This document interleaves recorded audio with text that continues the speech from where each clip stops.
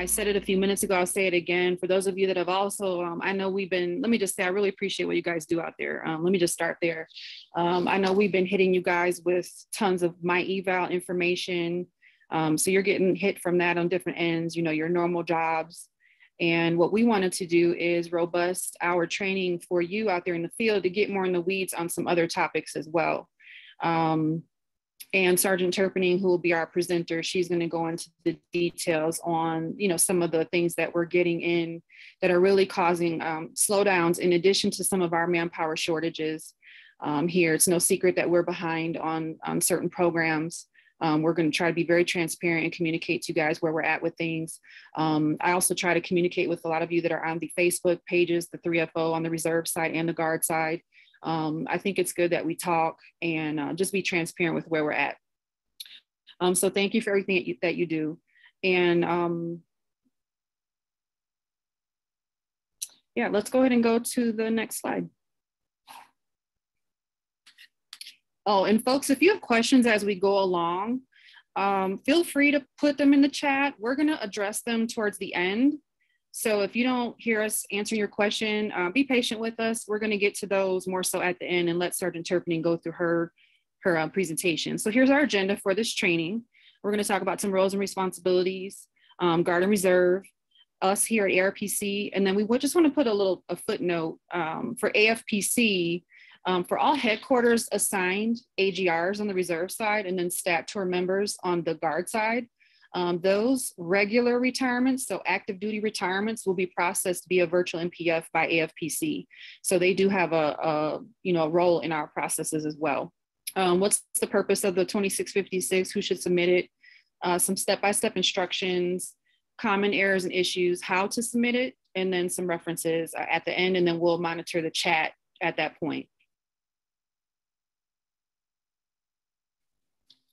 All right, some roles and responsibilities. So Air National Guard, we just kind of went out there and made sure that we grabbed the references that are relevant to this particular, this is going to deal with retirements. This will also sort of tie into casualty as well, because obviously we know that when someone passes away, there's the whole piece of the annuity for the annuitant, for that beneficiary that's listed. So Sergeant Turpinning will get into that just a little bit. And then she'll also be letting you know we're going to hit the RCSBP training. That's going to be next month. That's already been on the schedule that I sent out on the 9th of December to all of your FSS superintendents and commanders and all that good stuff. So she'll hit a little bit more of that. So we have the guard references there. There's an older PSD. It's dated March of 2013. Do also keep in mind when we're referring to these different things that just like my eval, retirements will be switching over at some point as well from the VPC platform to the MyFSS platform. So just as you know, there are things that are going to be changing as we go along in the year. So we know that in the Guard MPFs, you assist members with submitting applications. And I want to pause here and just talk a little bit more as I'm talking Guard and Reserve MPFs. So there are a few differences. As you can see on the Air Force Reserve, your standard work document to February of 21, that's on your AFRIC A1KI SharePoint. It talks about the Career Assistance Advisor provides different retirement counseling to members, and that the CSS just helps with customer service, generically speaking, and then retirement and separation packages. So I guess what we want to be very transparent on is we realize that this DD Form 2656 is not necessarily something that you guys are knowledgeable about, that you know about, that you know how to fill out properly. So that's why we wanted to provide this training, just to go in the weeds a bit. In addition, we also wanted to just touch on, from those of you that were on the casualty trainings that we provided back in August of last year and in December, we kind of touched on the fact that the FSSs have a responsibility to build relationships with their nearest RegAF card. Okay, what does that mean? So when I was in Michigan at the 127th, Go Blue, we had relationships with Wright-Patterson, which was about 4 hours away from us. So they weren't close, they were not on our base, but we had built relationships with them. And those RegAF cars helped us whenever we had casualty concerns, questions, and I'm talking specifically casualty in a duty status. So that's another level to this. So I just wanted to bring attention to the fact that we understand that some of you aren't going to be very knowledgeable on what this form is, what it's used for. And that's why we wanted to provide this training. Okay. So I've talked about the Air National Guard, where some of that information is found in their manpower study. And then for the Air Force Reserve, it's just a little bit different. And it talks about the Career Assistance Advisor. And I'm not as familiar with that role being a guardsman, but we just wanted to put it out there. And then ARPC's role is found in 36-3203, paragraph 2.8. ARPC, we manage applications for all ARC members with responsibility for verifying eligibility for requested retirement dates. Then talks about waiver requests, and then for GO applications, where those go. All right, next slide.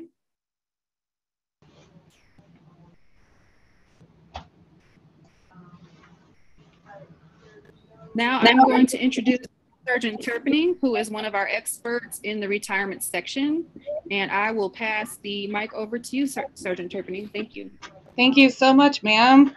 Good morning, everybody. I'm so glad that you guys could all be here for this training. And I just want to echo what Chief Modoc said, that we really appreciate everything you guys are doing out there in the field. It's so important to the way that we're able to assist our customers. Our customers are our members. You know, when we're trying to develop a relationship build that bridge between us and the field so that they're getting the best support that they can possibly get.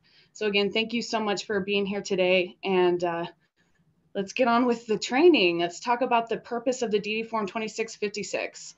So this form is a DD form, and it's not applicable just to the Air Force. The Air Force doesn't own this form. It's a DFAS form, and the Army fills it out, Navy, the Reserves, Guard, everybody across the board. Once they're transferring into retired pay status, they have to accomplish this form. So with that being said, some of the information in the form may not be applicable to everybody.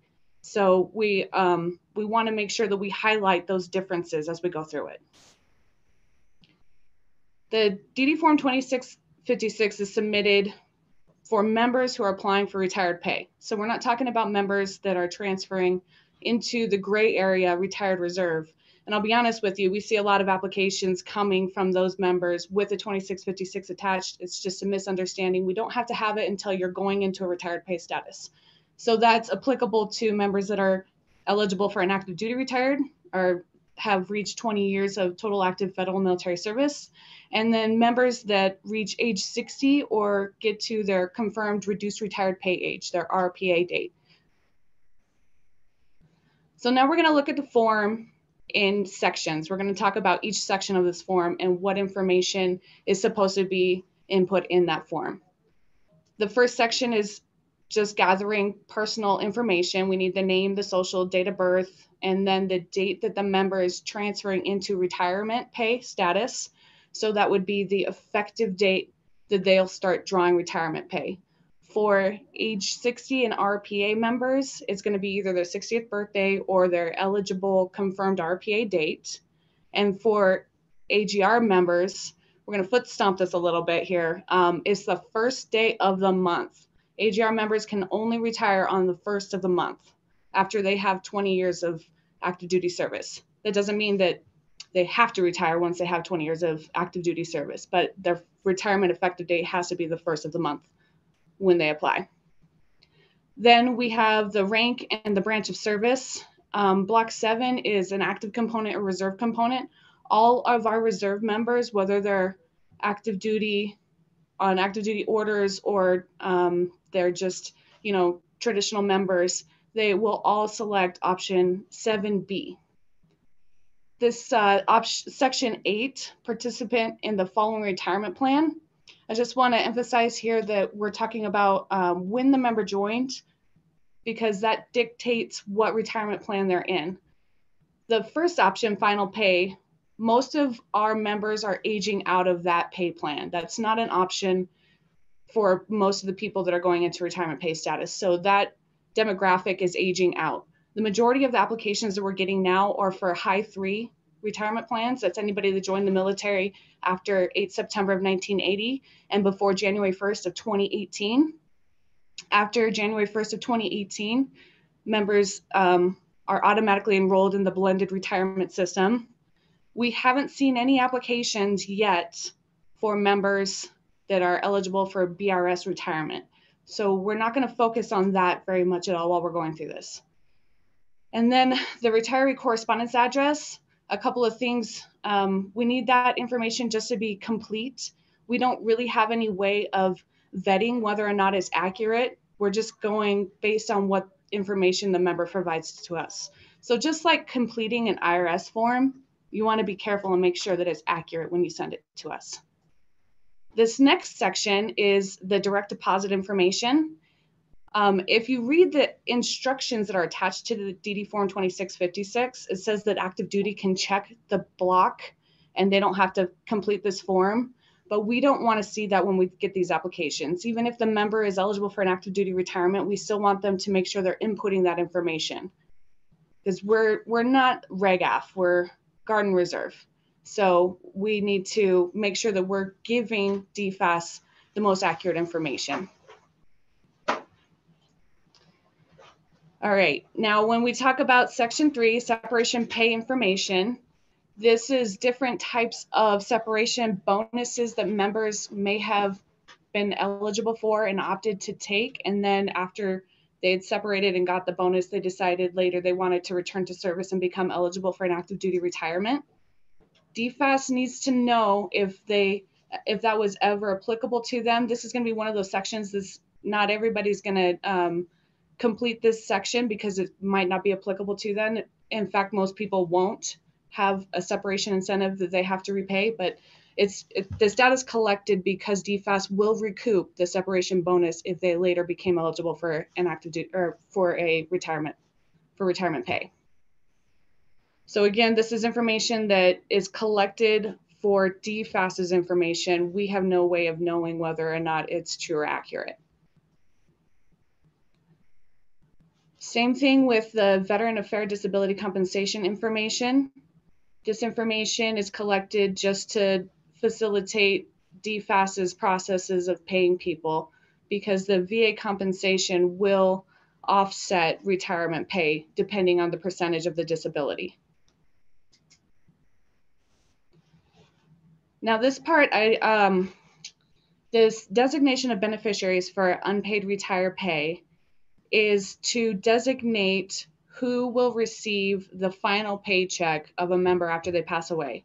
And the reason for that is that DFAS pays retroactively. When a member goes into a retirement pay status, their first paycheck is going to be the first of the month following their effective date.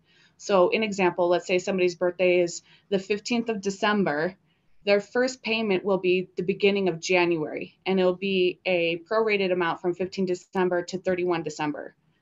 What that means is that DFAS always owes the retiree money. When they pass away, DFAS will owe them a prorated amount of money. And so the purpose of collecting this information is to identify who the retiree wants to get that remainder of pay. Now, if the box on the top is checked, then the retiree is saying, I'm married and I want my spouse to get 100% of that remaining pay. If that box is not checked, then the individual needs to identify who they want to get that pay and what percentage. The percentage has to equal 100%.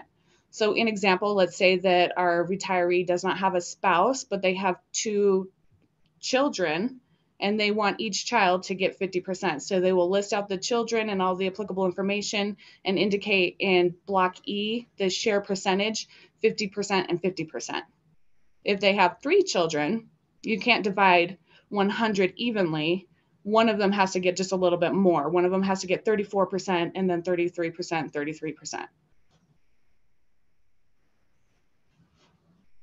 All right, so then, one other thing I wanted to talk about on that last slide, the beneficiary for the unpaid retirement pay is going to be different than the beneficiary that we're going to discuss coming up soon. Okay, so the step-by-step, federal income tax withholding. This information is to tell DFAS, I'm married, I'm single, or I'm married, but I want the rate of taxes withheld to be withheld at the higher rate of a single individual, how many exemptions they have, all of that fun stuff. And then it also collects the state tax withholding. One thing to note, not every state taxes retirement pay. So it's really important that members are aware of their benefits and what's applicable to them specific to the state that they live in. We always encourage people, if they have the opportunity, to talk to a financial advisor about this kind of stuff so that they know that they are maximizing their benefit correctly and paying their dues at the right rate, that they, go out and get that kind of advice. But the good news about it is that we send this information forward to DFAS, but after it's reached DFAS, if the member wants to make any changes to this portion of the form, they can do that at any time. So it's not a decision that's irrevocable. They can always go back and make a change. All right, so we put a big old stop sign on this page. This is page 3 of 5, and it is only related to members that are eligible for the BRS retirement plan. At this time, like we mentioned earlier, we do not have any members that are going into retirement pay status that are eligible for the BRS. So this is most likely just leave it blank for your members unless you know for sure that they're in the BRS, and they have to complete this page. If this form is being completed in a fillable PDF format, and on the first page, the block was checked for final pay or high 3 retirement plan, then this page will disappear and you will no longer have 3 of 5 pages. You will just have 4 pages. So if you happen to see that, like this page is missing, it's not a big deal. That's why that happened. All right, now we're moving into something that is really, really important, and there's just not enough information in the field about this specific entitlement, the survivor benefit plan. And for our reserve component, we have the reserve component survivor benefit plan, RCSBP. We want to emphasize that we are providing a training on this on 16 February, same place, same time. You're going to follow the same link for the Zoom meeting. I highly encourage max attendance for it because it's a program that literally affects everybody that becomes eligible for reserve retirement pay. And there's just not enough information out there about it. The survivor benefit plan affects pay. It has a cost associated to it, but it also has a benefit associated with it. So make sure that you're out there if you possibly can be for that training.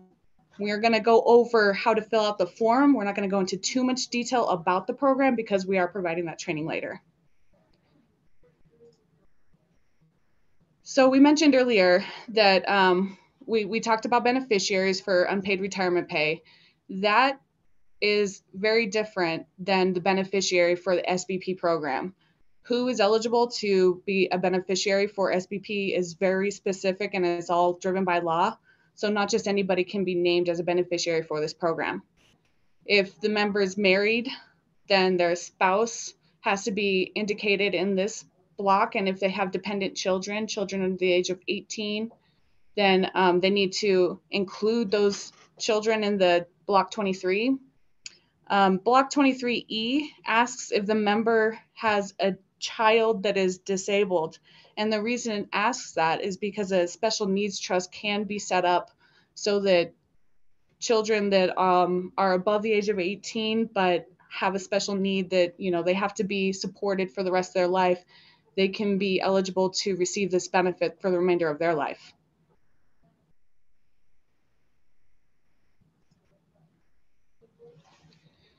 Now we're going to go to block 33. This is where we see a lot of errors. Everybody who gets to 20 years of satisfactory service has the opportunity to enroll, or I shouldn't say enroll, everybody's automatically enrolled into RCSBP.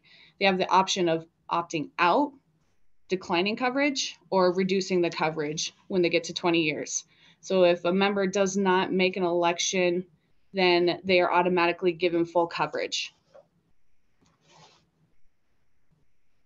If a member has full coverage, then they don't need to complete the next 2 blocks. But if they have option A, then they're going to complete the next 2 blocks that we're going to talk about next. Okay, so blocks 34 and 35 are if you got to 20 years, you said, hey, I don't have any beneficiaries, then I don't need the coverage right now, but things change while you're in the gray area waiting for your retirement pay. You'll have the opportunity to make an election when you go into a retirement pay status. That's when you would complete blocks 34 and 35.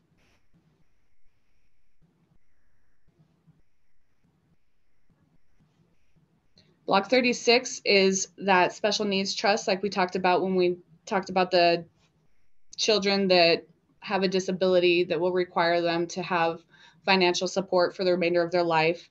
The special needs trust has to have documentation to verify that the child is eligible for that benefit. Now, Block 37, we really want to emphasize again, an insurable interest is typically if somebody owns a business with another individual that would not otherwise be named as their beneficiary. So it's not like a father and son business, but it's like, you have a business partner. That person would potentially have an insurable interest in any of their retirement pay. That's when you would fill out this section.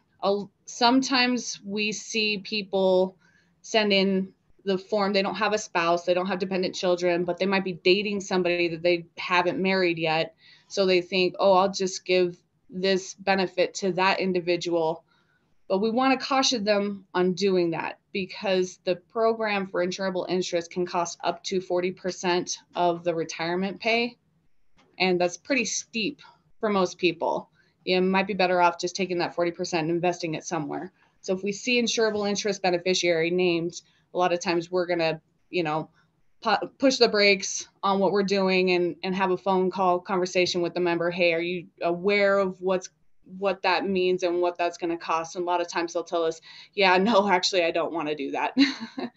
I've actually seen the form filled out for somebody's mom because he was like, she's going to definitely outlive me and I want to leave her something. And after we talked about the cost, he's like, okay, well, I'll just do better at investing.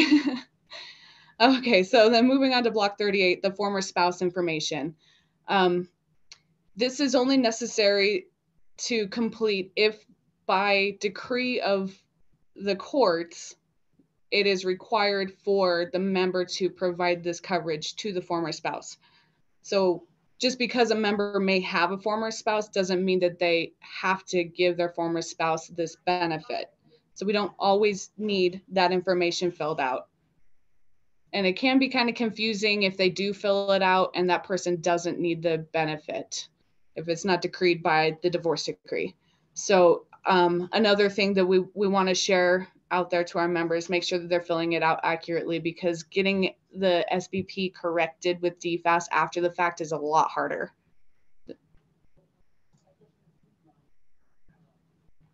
This final section is the certification of the form. The form must be certified by the member and witnessed. The witness cannot be somebody that would be a named beneficiary to the member that's applying. We need a name, a signature, and a date, and then a witness. The witness does not have to be a military affiliated person, even though it says, in Block D, unit or organization, base or post. That's not necessary. I mean, you can honestly have your mailman witness it if you would like to. And this final section is only applicable if the SBP coverage was declined or a reduced amount was elected.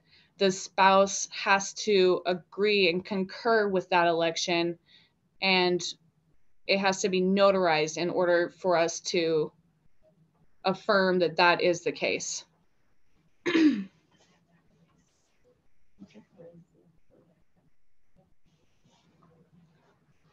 All right, now we're going to move on and talk about common errors and issues. Now, these are reasons why we would send the form back to the member. We're not going to process it if any of this information is incorrect. Like I said earlier, I don't send a form to the IRS and expect them to make changes to it if I did it wrong. This is people's money, and it's signed and it's witnessed. It's a legal document. So we're not going to move forward if any of the information is correct. So that could all cause a delay when we're trying to process somebody's retirement application. So in block 4, that's the date for retirement transfer. A lot of times what we see in the forms is the date that the member transferred to the retired reserve. That's the most common date that I see in there. We want to emphasize to our members that this is the date that the member is supposed to begin drawing retirement pay, whether that's the 60th birthday, the RRPA date, or the date that they're transferring into their active duty retirement pay status. We talked about the bank information. They have the option of checking active duty only, but we don't want our members to do that. We want that information input in there. There will be a delay in processing it if we send it to DFAS without that information complete. Now, sections 2 through 7, if that stuff is blank, we have no way of knowing whether or not that's accurate. DFAS will have to figure it out, and that's another thing that could potentially cause a delay.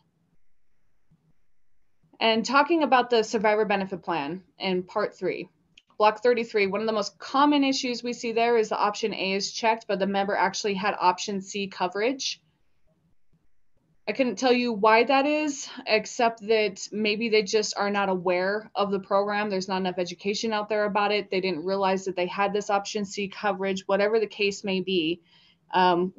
We want the members to know that there are ways for them to get that information before they complete the form. And again, we'll talk about that in depth in our training February 16th. In block 33 also, there's a part that asks them if their marital status has changed, and they might indicate yes, it has, but not provide any supporting documentation. We have to be able to provide supporting documentation to DFAS in order for their coverage to be changed. Again, talk more about the SBP program next month, but just a little nugget of information there. The SBP program is not changeable. After somebody has an election, they cannot make a change to it. It's irrevocable. So that is the case unless there's a quote unquote life-changing event. If somebody, has their spouse passes away, they get divorced, they get remarried, they have another child, those are events that would allow somebody to change their SPP election. So that's why we have to have some supporting documentation if their marital status has changed. Another error is in block 34 and 35, they elected to have reduced coverage or no coverage, and then they didn't have the forms notarized to affirm that the spouse concurred with that. If they checked that, yes, they need to set up a special needs trust for a dependent child, but they didn't provide the supporting documentation, that's another reason we would have to send the form back. And then we did talk about the election for insurable interests, that, it's most people just don't realize how expensive that program is. So we have to be able to get a hold of the member and affirm, like, hey, are you sure that this is what you want? Please change the form and send it back to us if you choose to not carry that coverage. And then in the certification, it blows me away, but we get applications that are not signed all the time. The form came to us and it just wasn't signed or certified, and it wasn't witnessed. Also, the DD form 2656 cannot be signed earlier than 1 year prior to the retirement effective date. So if that signature date is greater than a year, then we have to send it back to the member and say, hey, you got to re-sign this form. We will also return the form if it's been signed by a beneficiary or if it hasn't been witnessed at all. And then we talked about how, the form has to be notarized for specific elections. We're just foot stomping these things here. Hopefully we're not, overdoing it, but we really want to emphasize some of these things because it seems silly. And honestly, if we could, we would just make it easy for the members and change it ourselves, but we can't do that. Okay, so I don't actually want to read this whole slide to you, but like Chief said, that this is going to be out there and available to all of you so that you can get the instructions on how to submit this. But what we want to emphasize is that the DD Form 2656 must be submitted through an application on the VPC dashboard. We're no longer accepting them through email or MyPERS incidents. I wish we had the manpower for this, but we just don't. If we get a DD Form 2656 that's in an incident, we have to take a retirement technician away from their production in order to create that application. It seems trivial, but it's a significant percentage of our workload. So we really, really need people to be encouraged to log into their account, set up their passwords, and get this submitted to us correctly. When they do that, when they create that application in VPC, the date of the application must match block form from the DD Form 2656. The first day of the month for AGRs, the 60th birthday, or the confirmed RPA date.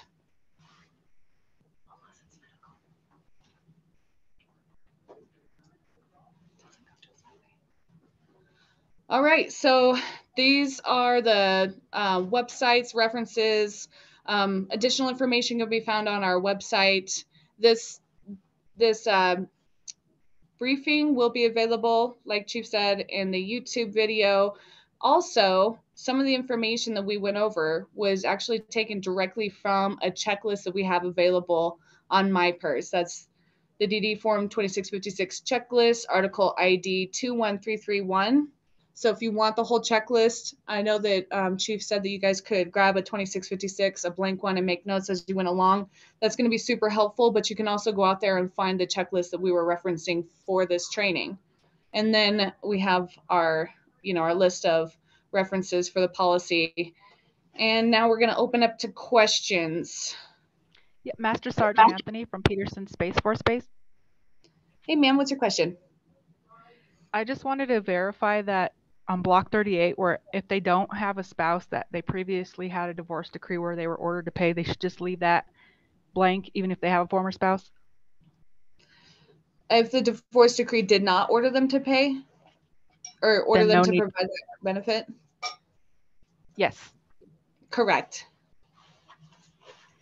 And then my other question was in regards to the 2656. What was the cutoff date for them having to be routed through VPC? So like, are they grandfathered in if they were submitted a few months ago and they're still in there?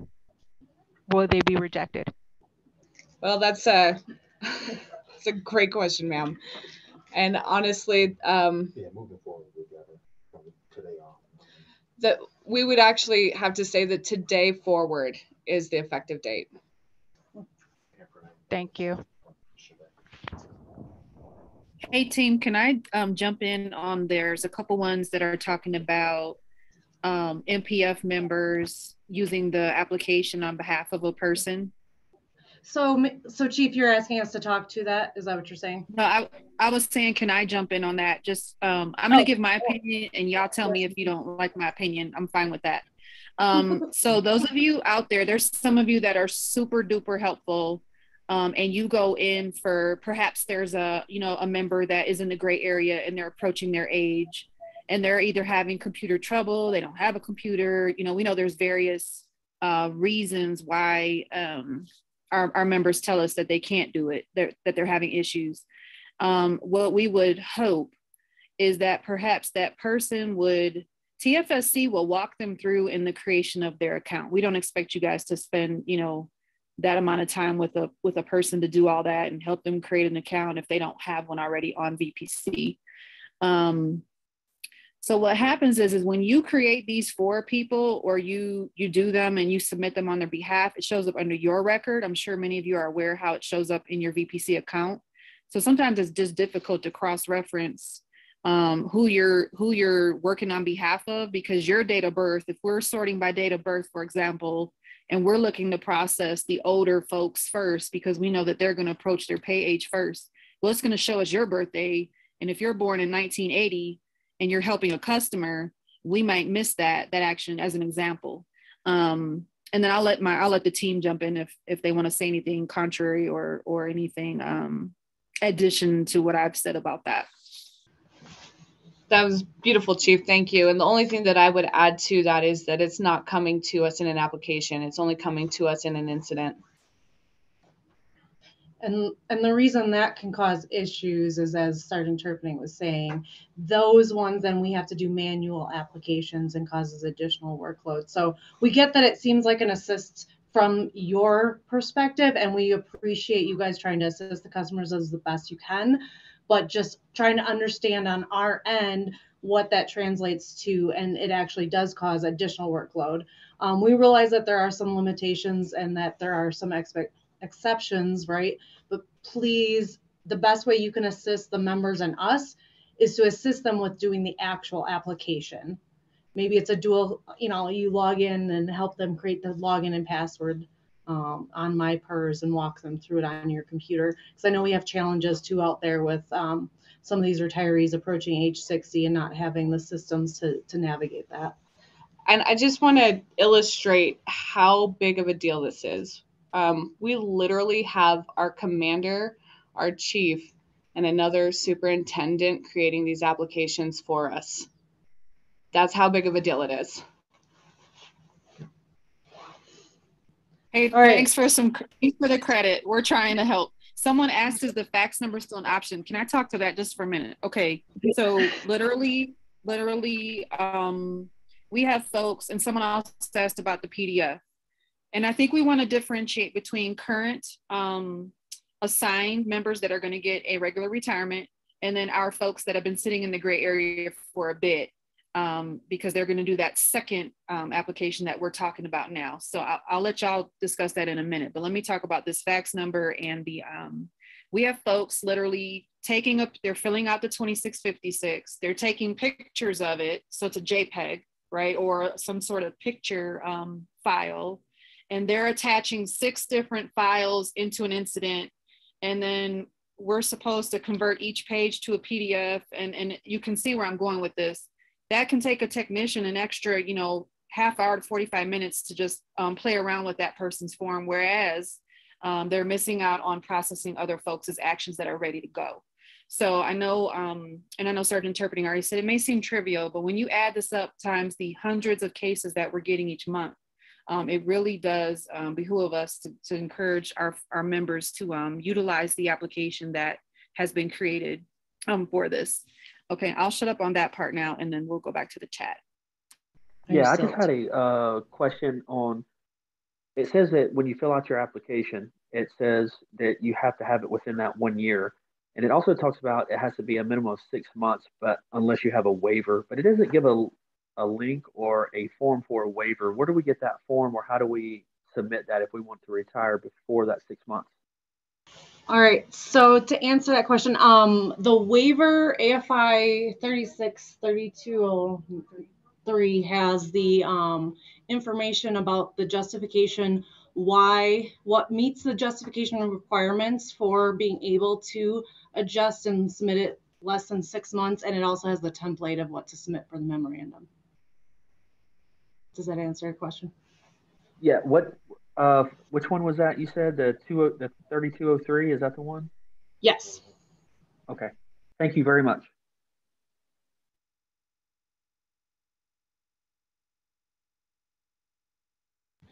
All right, over to some of the chat questions also that we're having. Let's see.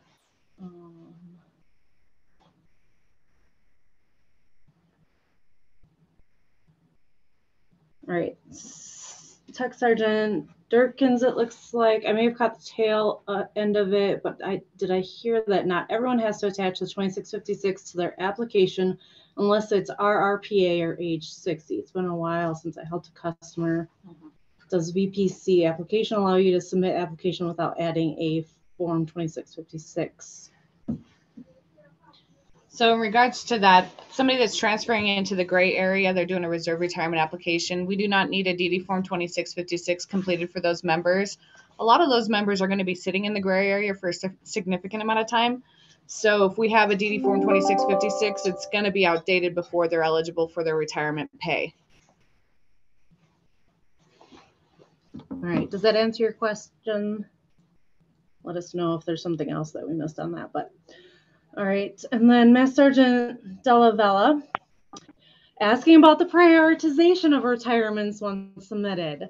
And I get that there's a lot of reasons why looking for expedition on retirement applications and situations. All right, so I can speak to this, and then Chief, I'm sure you'll want to chime in as well.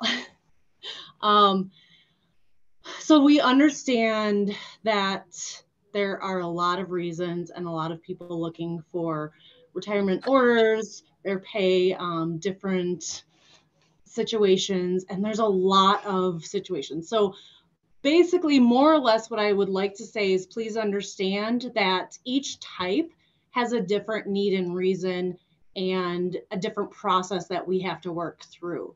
So it's not always just an easy, simple answer that we can give to say, here's where we're working, here's what meets the requirements to expedite it. The best situation that we can provide right now, because our numbers have increased drastically due to some of the COVID vaccination mandates and a lot of situations that are going on right now across the ARC, we've seen a significant increase in the last couple months.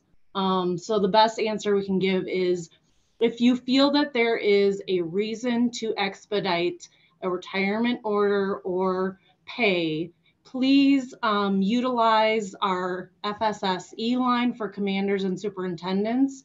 We're trying to work through that. And then go through leadership. If you can't find a way to get to us, please elevate that through your command and leadership. And we will work those at the best we can and let you know whether or not it truly is based on where we're working. Because honestly, you guys, like, we try our hardest to expedite the best we can, but if everyone is a priority, then that means no one's a priority.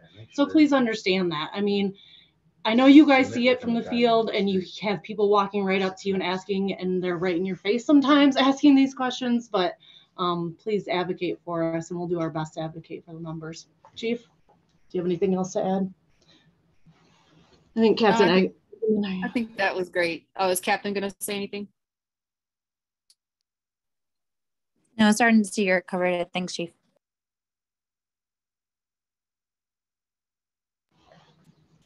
All right, back to other questions. Make sure I got the slide. Where the slides gonna be posted? They are, Chief Modoc talked to this. They're gonna be posted on our YouTube page, ARPC YouTube page, and Chief Modoc generally sends that email out once they're available to the FSS superintendents and commanders for awareness. So it'll be the slides and the recording of this message. And then, let's see. Block 16 of 2656, is there an age limit for the named beneficiaries if it's a child and not a spouse?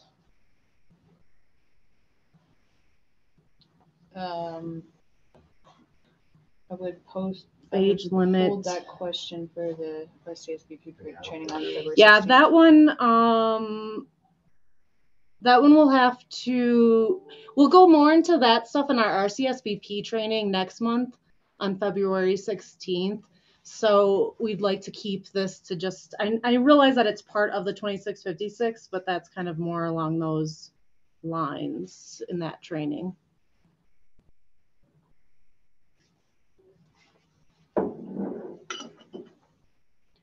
Talking about the slides and the slides.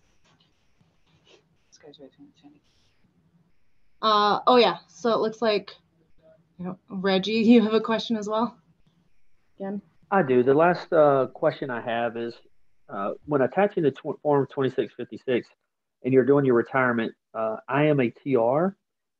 How do I know to select reserve retirement versus the reduced retirement pay age when I am eligible for an RRPA?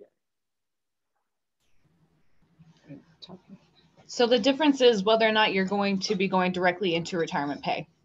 Are you going to be spending any amount of time in the gray area? If you are, then you're going to be reserve retirement. If you're going directly into pay because, let's say, you're 58 years old and your age was reduced to 58, that's an RPA application. Right. So if you're participating all the way up until your retired pay age, that's the only time you would actually put in for the age 60 or the RRPA retirement application. Otherwise, it's a reserve retirement or an AGR. Does that make sense?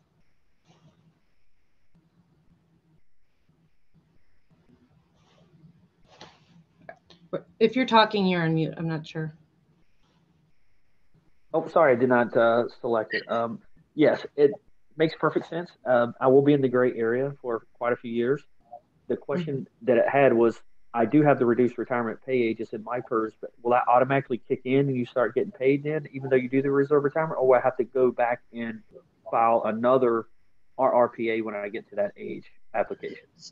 So I want to make some distinction in this lingo because I know it can be confusing. We have the RPA application that is the application that tells you what date you're eligible to begin drawing retirement pay.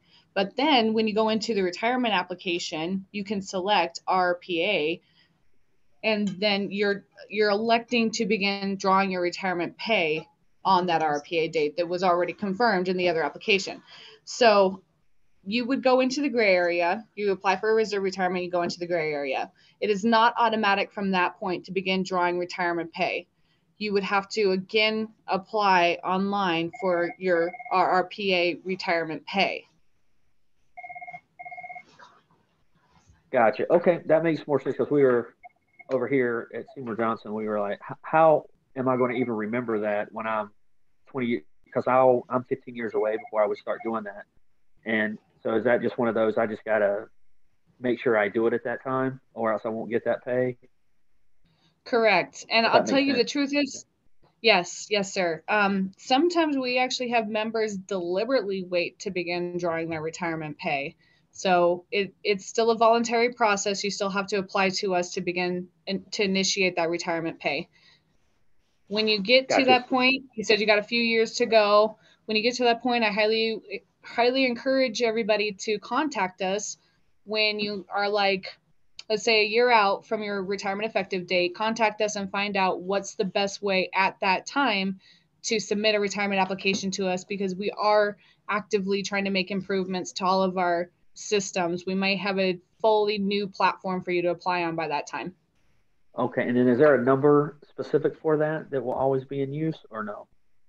I couldn't say. I don't have a crystal ball, sir. I'm sorry. And that's why we're having the question down here at Seymour Johnson, because we're like, how the heck are we, because we're still early, like I'm 44 and it'll be 15 years before I get there. And it's like, what is the process of 15 years? And I won't even be on a government computer. Can I speak? Go ahead, Cap. Sorry, this is Captain Eggman. We are working with DFAS. They have a gray area retiree section on their page. And we have started to have monthly meetings just this month on some of the information to put out there for our Guard and Reserve folks. And so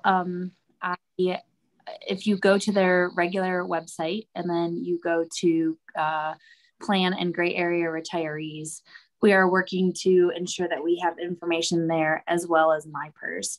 And we are hoping that the FSSs, as a part of the out processing, are getting with members and getting a username and password for MyPERS. Because as you spoke, sir, you said, how am I supposed to log in when I don't even have an ID card? You are able to get a username and password, and that's how this is working currently for retirees. Gotcha. That's perfect. Thank you so much for answering that question. Thanks, Captain. All right, teams. So some more in the chat. Can I grab the one about the status of retirement artifacts? So yes. This leads me on a rabbit trail to another important topic. Members, when they're getting ready to retire, we really need them to go into their MyPERS account and update their personal email address as an option that they'd like to be communicated with. If they keep it their military email address, obviously everyone knows what's going to happen. If we're trying to communicate with a member and they still have their military email address, obviously they're going to lose access to that, and we're sending messages out and they're not even getting those messages. So it'd be who of our members to make sure that they go into their MyPurse account in their profile and add their personal email address that they would like to be communicated with. So what our outbound team has been doing, and I answered the specific question in the chat. I mean, also we're keeping, let me just say this real quickly too. We try to keep as much information updated. For NGB, you're getting it in your A1 Up. So hopefully you're reading the A1 Up. If you're not getting it, I need you to ask your FSS superintendents and your FSS commanders for the A1 Up. We try to keep information in there as relevant as possible. For our reserve members on the training, we are sending that information via the field activities. And my understanding, obviously I'm not on the reserve side, you know, as connected as I am to the Guard, but that those messages are also getting sent out monthly to the reserve community as well. So we're kind of putting the same information on both sides of the house. We're trying to hit you guys from your particular angles and make sure that we're communicating clearly. And I know sometimes we miss the mark, and we totally understand that. So definitely get connected to those two various platforms if you're not already. Back to outbound. So the outbound team, we had lots of delays. I put it on Facebook. I tried to be as transparent as possible with the status of supplies in our country between COVID and shipping and all that great stuff. We were affected too. They got supplies not that long ago, and they've been in there killing it. I have 2 people in outbound, and they're down there working to get our members their artifacts. So we were very, very behind. They are quickly catching up to where we're at present day on the retirement side. We have another system challenge that's happening. So y'all, you know, I know y'all have system issues out there with MilPDS and all those different things, and we're affected too. So we have various system issues, and not to make excuses, just to be very transparent that when we have our system issues, we're not able to help our customers as quickly as we'd like to either. So there's a different issue we're working through to make sure that all of those retirements that get processed, a ticket gets spawned to the outbound team to create the retirement artifact packages. So there's a little bit of a glitch right now we're working through. So by the time hopefully that gets fixed, the outbound team will just keep up with where the retirements are processing. And prayerfully, we will not have those delays anymore with retirement artifacts. We are communicating monthly. The outbound team is communicating with folks that have an open incident for those retirement artifact packages via whatever email address the member has in their MyPurse account. So like I said a few minutes ago, if they still have their military email address and they haven't updated it to their personal one, they really want to go in there and make sure that they're updating that. If they're having challenges, go ahead and call the TFSC, 1-800-525-0102. And the member can absolutely have them to update their contact information in their account if they're having trouble. So that is how the outbound team is communicating with those folks directly. So perhaps they're not getting the information. Hence why we try to communicate with you all in the FSSs, because we know you're our front line to those customers out in the field. I hope I answered that and gave a little bit more background on how that works. I didn't see if anything else was coming in, so Chief. I will first. Thanks, Chief. All right, so a couple other questions we had. The ARPC Form 83, is it still needed? No, that form is no longer required, because that was in a sense basically the application, and then the 2656 was attached to it. So when we went online with VPC, that's now the online application that replaced the 83 form. So that no longer needs to be sent in. There was another question about the block 38, doesn't have instructions on page 3. It'd be helpful if there was instructions. We understand a lot of the challenges with this form, which is why we're trying to do this briefing. And if you weren't online at the very beginning, Start Interpreting tried to let you know that we have no control right now over what this form has on it or making any corrections, because it's used by all the components. It's a DoD form used by every branch of the military from RegAF across the ARCs. So unfortunately, we don't have any additional information that we can add or remove. We would ideally love to remove the part where check this box if you're active duty and don't have to put your pay information in, because across the board, there's no reason. I don't even know why it's on there for any of them, because DFAS won't accept it from any component without that. So it's kind of silly, but unfortunately we can't. So we can look at trying to make sure that we have better instructions out there for you guys of what we see. If you're not already aware, we did post a checklist of how to fill out this form. It's on MyPERS. If you can see the screen still, it's on MyPERS at article ID 21331. The reason I put it that way versus the link is because if you search at the top by that number, it'll pop up for you.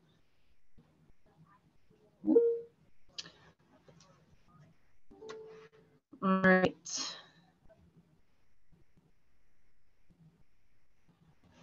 I'm not seeing any other, what is the easiest way for a member to make edits to their 2656 after submitting their application?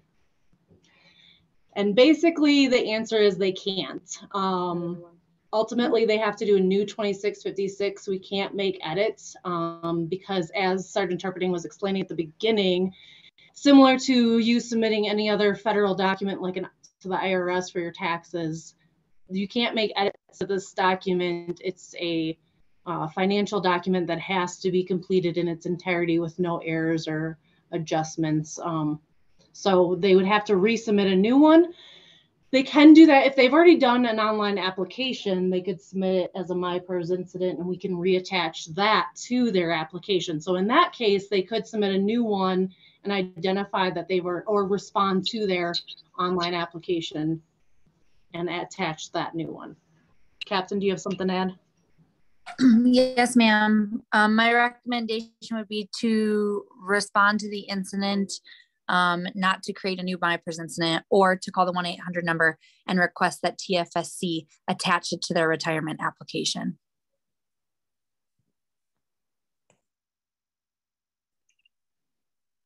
That's yes, all. Good catch.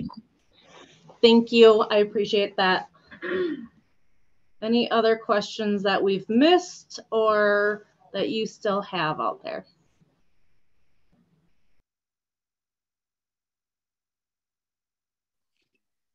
Team, I did want to say one thing. So I just want to lay the foundation. This is a 2656 meeting.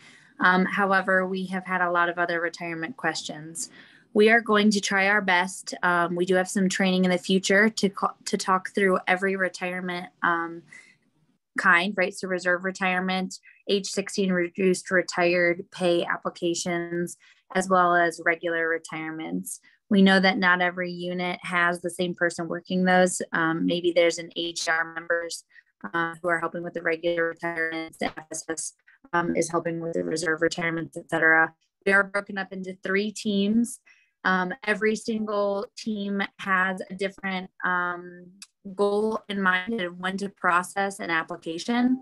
However, we are very far behind, especially in the reserve retirement applications. A new PSDG is coming out on the FSSE line, and when and if that should be used. We review them every morning, and when we review those, we make sure that it is an instance that should qualify as an FSSE. We are reviewing FSSE tickets every morning to ensure that they do qualify, and we are trying to push as much education out to the FSSs so you all know where we are. So just know that, look at that schedule, and that we are going to host more training for each of the retirement types, as well as give a background on our largest errors, as well as when we do want you to call in with those instances that you need applications expedited. And the team here is trying their very, very best to get through them all. We received 37% more incidents and applications last year. That is over 15,000. I'm gonna pass it over to you now, team, because my connection keeps getting lost. But thank you all for joining. We greatly appreciate it. And thank you, Sergeant Interpreting, for the training. Thank you, ma'am. It's been my pleasure. We're about ready to wrap it up, or do we have any more burning questions at this time?